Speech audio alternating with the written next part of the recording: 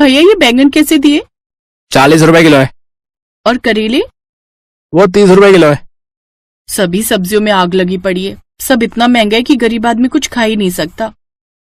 गरीब आदमी के लिए ये भिंडी है, आप इसे खा लीजिए, सिर्फ 10 रुपए किलो। अच्छा ठीक है, तो इसे ही पैक कर दो। रीना भिंडी की सब्जी लेकर घर आ जाती है और रात को खाने में वही बना देती है। लेकिन भिंडी की सब्जी देखते ही उसके सास ससुर नाक सिकोड़ लेते हैं। ये क्या बहू, ये भिंडी खा खा कर मैं बोर हो चुका हूँ।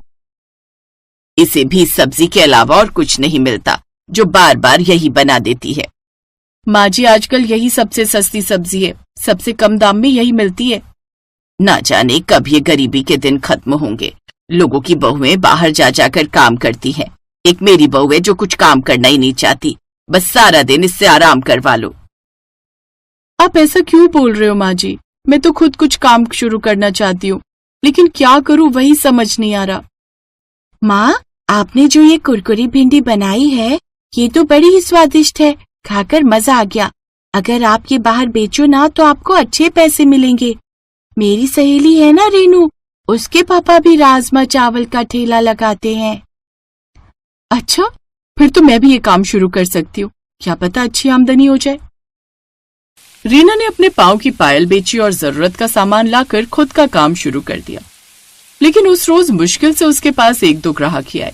शाम को वो वापस घर आई तो उसने सबको खाने में वो बची हुई भिंडी की सब्जी ही दे दी। मैं तो तंग आ गया हूँ ये भिंडी की सब्जी खाकर, मुझे पनीर खाना है, लेकर जा इसे। अच्छे से जानती हूँ उसकी ये भिंडी रोटी बिकी नहीं होगी, इसलिए घर लेकर आ गई। अब वहाँ किसी ने नहीं खाई तो हमें खिलाने आ गई। माँ जी, फेंकने से तो अच्छा है कि इसे हम ही खा लें। अनाज का अपमान तो नहीं किया जा सकता ना। अब तू कल की आई हुई छोकरी मुझे सिखाएगी कि घर कैसे चलाते हैं। हमें नहीं खाना ये, जा हमारे लिए अंडा भुर्जी या पनीर बना कर लेकर आ। रीना रोते हुए वहां से चली गई और बाजार से अंडे खरीद कर ले आई और उसकी अंडा भुर्जी बनाकर उन्हें दी। रीना बड़ी समझदार थी, वो घर खर्च में अपने पति का हाथ बटाना चाहती थी, इसलिए कोई न कोई काम करना चाहती थी और इसलिए उसने सब्जी रोटी का ठेला लगा लिया। ऐसे ही उसे कुछ दिन हो गए। आधा दिन निकल गया और अभी तक बस 4-5 ग्राहक ही आए हैं। अगर ऐसा ही चलता रहा तो मेरी सास मेरा ठेला बंद करवा देगी। तभी एक राजू नाम का ग्राहक उसके ठेले पर आया और उसने उसे ये कहते हुए सुन लिया, मेरी मानो तो अपना ठेला कहीं और लगा लो, तभी तुम्हें अच्छा मुनाफा होगा। रीना को उसकी बात सही लगती है और वो घर आकर इस बारे में अपने पति से बात करती है। लेकिन तुम जानती हो ना, रीना कहीं और काम जमाना इतना आसान नहीं होता।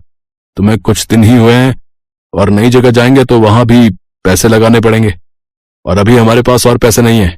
अगर ऐसा ही चलता रहा तो जो थोड़े बहुत पैसे हैं हमारे पास वो भी कहीं खत्म ना हो जाए। अगर मैंने ठेला बंद कर दिया तो मेरी मेहनत बेकार हो जाएगी और अभी कुछ ही महीने तो बीते हैं। कुछ दिन और चलाकर देख लेती हूँ, क्या पता अच्छी कमाई हो जाए। वो कुछ दिन और उस ठेले को चलने देती है, लेकिन अभी भी उसकी कुछ खास कमाई नहीं होती, इसलिए थक हार कर वो उस ठेले को बंद ही कर देती है। ऐसे कुछ समय और बीता और अब मनोहर यानी ससुर जी की तबीयत खराब हो जाती है। वो उन्हें गांव के डॉक्टर के पास लेकर जाते हैं। देखिए, इनकी तबीयत ज्यादा खराब है, अब इन्हें शहर ले जाइए, वहां के किसी बड़े डॉक्टर को दिखाइए। राजीव और रीना अपने पास जमा की गई थोड़ी सी जमा पूंजी लेकर चले जाते हैं, जहां सारा पैसा उसके बाबूजी के इलाज में लग जाता है। कुछ दिन के बाद वो वापस गांव लौट आते हैं और अब राजीव और भी ज्यादा परेशान रहने लगता है। आप इतना दुखी क्यों हैं जी? रीना, जो भी पैसे थे वो तो बाबूजी के इलाज पर लग गए और अब घर में आर्थिक स्थिति बहुत खराब हो गई है। ऊपर से इतने दिन काम पर ना आने पर मालिक ने भी काम से निकाल दिया है। मेरी कुछ समझ में नहीं आ रहा है कि मैं क्या करूं। अब रीना उसे हौसला देते हुए कहती है, आप कल ही कोई दूसरा काम ढूंढने चाहिए, क्या पता कोई अच्छी नौकरी मिल जाए। तुम ठीक कहती हो। अगले दिन ही वो काम ढूंढने चला गया, लेकिन हर जगह उसे निराशा ही हाथ लगी। फिर एक जगह एक बिल्डिंग बन रही थी जहां ईंट ढोने का काम उसे मिल जाता है, लेकिन वो रोज इतना ही कमा पाता जिससे वो 2 वक्त की रोटी खा सके। फिर एक रोज अचानक मनोहर को तेज खांसी उठने लगी। सुनिए जी, क्या हुआ आपको? राजीव बेटा, राजीव, देखो ना तुम्हारे बाबा की क्या हालत हो गई। राजीव जल्दी से वहां पर आता है, तभी मनोहर जोर जोर से सांस लेने लगता है और कुछ ही देर में वो दम तोड़ देता है। उसकी मौत से घर में मातम छा जाता है। तो वहीं राजीव को भी अपने बाबा के जाने का बड़ा दुख था। मेरी गलती है जो मैं इतना भी नहीं कमा पाया कि अपने बाबा का अच्छी तरह से इलाज करवा पाता। मैं एक अच्छा बेटा नहीं बन पाया। आप खुद को दोष क्यों देते हो जी? तभी कोई उनका दरवाजा खटखटाता है। राजीव तुम्हारा ही नाम है? जी मैं ही राजीव हूँ। पकड़ लो इसे। लेकिन क्या हुआ साहब, मैंने क्या किया? अपने मालिक की सोने की अंगूठी चुरा कर भागा है और कहता है कि मैंने क्या किया है। नहीं नहीं साहब, आपको जरूर कोई गलत फहमी हुई है। ये ऐसा नहीं कर सकते। मेरा बेटा ऐसा नहीं कर सकता। हम गरीब जरूर है लेकिन चोर नहीं। अच्छा तो इतना बड़ा सेठ झूठ बोल रहा है क्या है? पुलिस राजीव को पकड़ कर ले जाती है। अब रीना और उसकी सास घर में अकेली रह जाती हैं और अब लगातार इन हादसों से उसकी सास भी बीमार रहने लगती है। हे भगवान, ये कैसे कैसे दिन देखने पड़ रहे हैं हमें। घर में राशन पानी सब खत्म हो गया और ऊपर से माँ जी की हालत भी कुछ ठीक नहीं है। ऐसे में उनकी दवाइयाँ कहाँ से आएंगी? लगता है अब समय आ गया एक बार फिर से अपना काम धंधा शुरू करने का। अब उसके पास और कोई चारा नहीं था, लेकिन अब उसके पास पैसे नहीं थे कि वो फिर से काम शुरू कर सके। तभी एक औरत उसका पता पूछते हुए वहां आई। रीना ने जैसे ही उसे देखा उसे गले से लगा लिया, क्योंकि वो और कोई नहीं बल्कि उसकी बचपन की सहेली प्रेरणा थी, जिसकी शादी शहर में हुई थी, लेकिन कुछ दिन पहले ही वो गांव वापस लौटी थी। तुझे याद है रीना, तू बचपन में स्कूल के टिफिन में अक्सर भिंडी लाती थी। क्या मजा आता था। तेरे हाथों की भिंडी कितनी टेस्टी होती थी। आज फिर वही बनाकर खिला देना। अच्छा ठीक है, मैं बनाकर ले आती हूँ। रीना जैसे ही रसोई में गई तो सारे डब्बे खाली पड़े थे। घर में थोड़ी सी भिंडी थी, लेकिन तेल, मसाले और आटा सब खत्म था। वो जल्दी से पीछे की तरफ से सामने वाली कमला काकी के घर गई और थोड़ा सा सामान ले आई और उसने फिर भिंडी और रोटी बनाई। वाह रीना, अब तो मजा आ गया। कितना मस्त बना है। वैसे जीजू कहाँ है? फिर रीना उसे रोते हुए सारी बात बताती है। डोंट वरी रीना, मेरे हस्बैंड शहर के जाने माने वकील हैं और मैं उनसे इस बारे में बात करती हूँ। और तब तक तू ये पैसे रख और खुद का भिंडी ठेले का व्यापार शुरू कर और साथ ही भिंडी रोटी के साथ लस्सी भी बेच। फिर तेरी भिंडी सबको पसंद आएगी। गर्मियों में सबको यही तो चाहिए। रीना को उसकी बात सही लगी। अपनी दोस्त के दिए हुए पैसों से उसने अपना भिंडी रोटी का ठेला फिर से शुरू कर दिया। खुशबू तो बड़ी कमाल की आ रही है। कैसे दी है भिंडी रोटी की प्लेट? जी 40 रुपए प्लेट, उसके साथ लस्सी फ्री है। ग्राहक ने जैसे ही वो खाई तो वो खुश हो गया, क्योंकि इससे पहले उसने ऐसा कुछ टेस्टी नहीं खाया था। कुछ ही दिनों में उसका भिंडी रोटी का ठेला खूब अच्छा चलने लगा। अब वो अपनी सास को अच्छे से डॉक्टर के पास ले गई और उनका इलाज करवाया। रीना की सास को अब उसकी अहमियत समझ में आई। उसने उससे माफी मांगी। इधर प्रेरणा के पति ने राजीव को झूठे चोरी के केस से रिहा करवा दिया। तू तो मेरी जिंदगी में फरिश्ता बनकर आई, जिसने आते ही मेरी सारी मुश्किलें दूर कर दी। तू मेरी दोस्त है, तेरे लिए मैं इतना तो कर ही सकती हूँ। अभी तो मैं वापस शहर जा रही हूँ, लेकिन हाँ, जब भी दिल करेगा तेरे हाथ की भिंडी खाने आती रहूंगी और मैं तेरे लौटने का इंतजार करूंगी। प्रेरणा ये कहकर वहां से चली गई, जिसके बाद अब राजीव और रीना साथ में मिलकर भिंडी रोटी का ठेला चलाने लगे और उससे उन्हें खूब कमाई होने लगी। अब उनकी सारी परेशानियां खत्म हो गई और वो खुशी खुशी रहने लगी।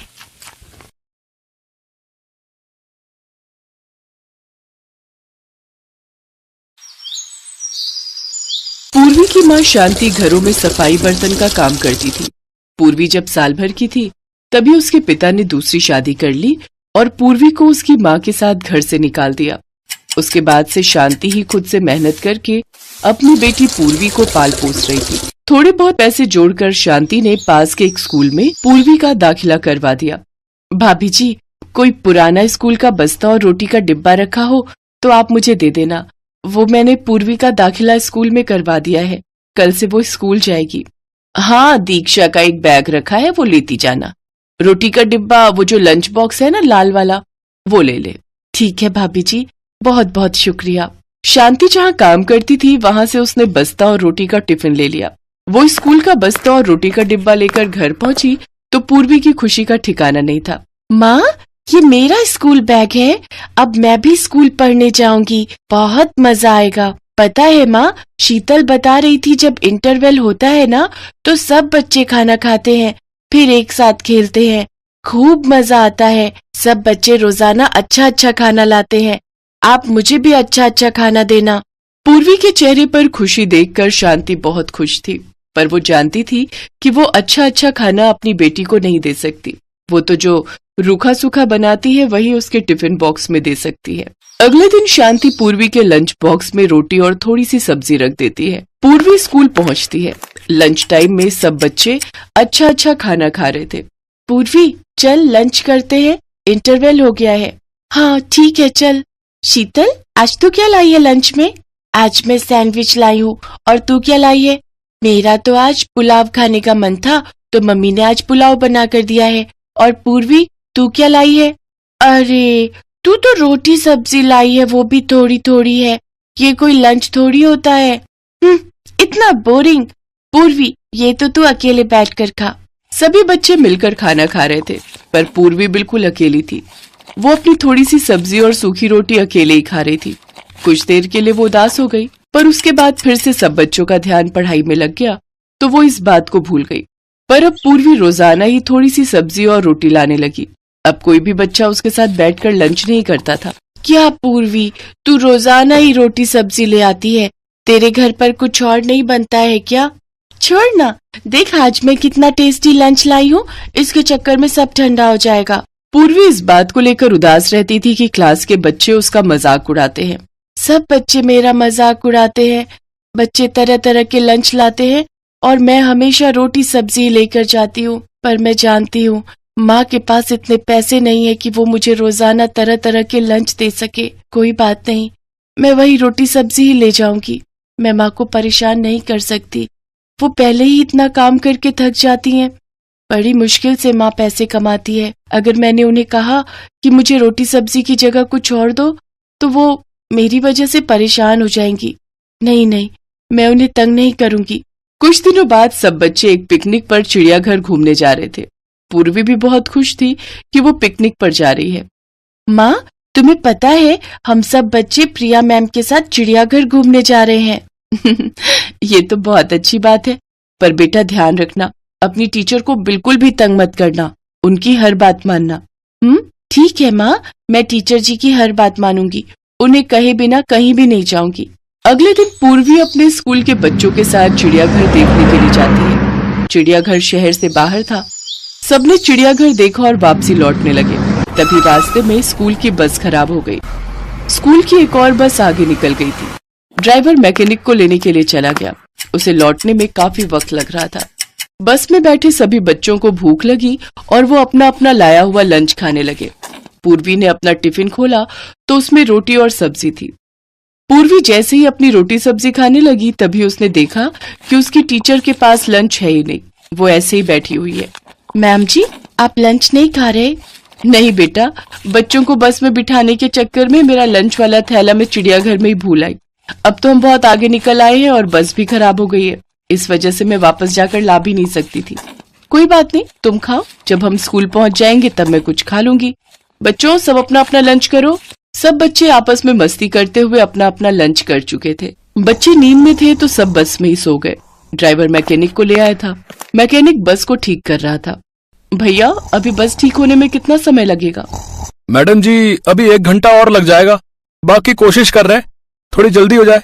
अगर 1 घंटा ठीक होने में लगा तो हमें स्कूल पहुंचते पहुंचते 2 घंटे तो मानकर चलो शाम के 7 बज ही जाएंगे। प्रिंसिपल मैडम को फोन कर देती हूँ, वो चिंता कर रही होंगी। अब तो मुझे भूख भी लगाई है, यहाँ आसपास तो सुनसान है, कुछ भी खाने को नहीं मिलेगा। अरे पूर्वी बेटा, सब बच्चे सो गए, तुम्हें नींद नहीं आई? थोड़ी देर सो जाओ। अरे तुमने लंच नहीं किया? मैडम जी आपने भी तो कुछ नहीं खाया, इसीलिए मैंने लंच अभी तक खोला ही नहीं। आप मेरे लंच में से थोड़ा खा लो। कितनी प्यारी बच्ची है, मेरे पीछे इसने कुछ भी नहीं खाया, इसके में से थोड़ा सा खा लेती हूँ ताकि ये भी खा ले। लाओ पूर्वी, मुझे दो, मैं थोड़ा खा लेती हूँ। क्या हुआ, लाओ। मैडम जी मेरे पास ये रोटी सब्जी ही है, बाकी बच्चों की तरह अच्छा अच्छा खाना नहीं है। माँ कहती है जब हमारे पास बहुत सारे पैसे होंगे तब वो अच्छा अच्छा खाना लाएंगी। पूर्वी बेटा, खाना सभी अच्छा होता है, रोटी सब्जी तो और भी अच्छी होती है। अरे वाह, आलू की सब्जी और साथ में रोटी, मुझे तो भूख से रुका ही नहीं जा रहा, मैं तो पूरी रोटी खाऊंगी। मासूम पूर्वी की भोली बातें सुनकर टीचर भी भावुक हो जाती है। वो पूर्वी के लंच में से एक रोटी और सब्जी खाती है। पूर्वी बहुत खुश थी। कुछ देर बाद बस ठीक हो जाती है। सब लोग स्कूल पहुंचते हैं। अगले दिन पूर्वी स्कूल पहुंचती है तो उसके लंच बॉक्स में वही रोटी सब्जी थी। सब बच्चे फिर उस पर हंसने लगे। तभी पूर्वी की टीचर उसे अपने पास बुलाती है। पूर्वी, तुम्हारी रोटी सब्जी मुझे बहुत अच्छी लगी थी। क्या आज भी मैं तुम्हारा लंच खा सकती हूँ? जी मैम, ये लीजिए। अरे, अगर तुमने मुझे ये टिफिन दे दिया तो फिर तुम क्या खाओगी? कोई बात नहीं मैम जी, मैं घर जाकर खा लूंगी। ऐसे कैसे? एक काम करो, आज तुम मेरा लंच खा लो, ठीक है? मैम पूर्वी को अपना लंच दे रही है। हाँ, वही मैं देख रही हूँ। मैम अपना लंच कभी किसी को नहीं देती। हमसे तो उन्होंने कभी भी लंच शेयर नहीं किया। आपका लंच मैम जी? हाँ, वो आज मैंने घर पर बर्गर बनाए थे, पर मुझे तुम्हारी रोटी सब्जी इतनी पसंद आई थी कि मुझे लगा कि ये बर्गर अगर तुम खा लो और मैं तुम्हारी रोटी सब्जी। तुम्हें बर्गर पसंद है ना? बर्गर? वो तो मैंने कभी खाए ही नहीं ma'am ji. Thank you ma'am ji. Purvi की टीचर प्रिया जानती थी कि पूर्वी एक गरीब बच्ची है। वो जानती थी कि पूर्वी की माँ के पास इतने पैसे नहीं हैं कि वो पूर्वी को तरह तरह के व्यंजन बनाकर और खरीद कर खिला सके। इसीलिए प्रिया बहाने से पूर्वी के लिए बर्गर लाई थी ताकि पूर्वी के चेहरे पर एक नया लंच देखकर खुशी आ सके। और यही हुआ। जब पूर्वी ने टिफिन खोला तो उसमें 2 बहुत ही टेस्टी बर्गर पैक किए हुए थे। पूर्वी को बर्गर खाते हुए जो खुशी मिल रही थी, उस खुशी को देखकर टीचर प्रिया की आंखें भी थोड़ी नम हो गईं।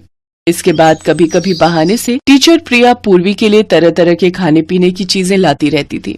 एक छोटी सी प्यारी मासूम बच्ची का दिल कितना बड़ा है, ये बात प्रिया को उस दिन बस में समझ आ गई थी। इसीलिए टीचर होने के नाते उसने अपनी तरफ से पूरी कोशिश की कि वो भी पूर्वी के चेहरे पर खुशी ला सके। यही कोशिश कामयाब रही और पूर्वी के चेहरे पर खुशी आ गई।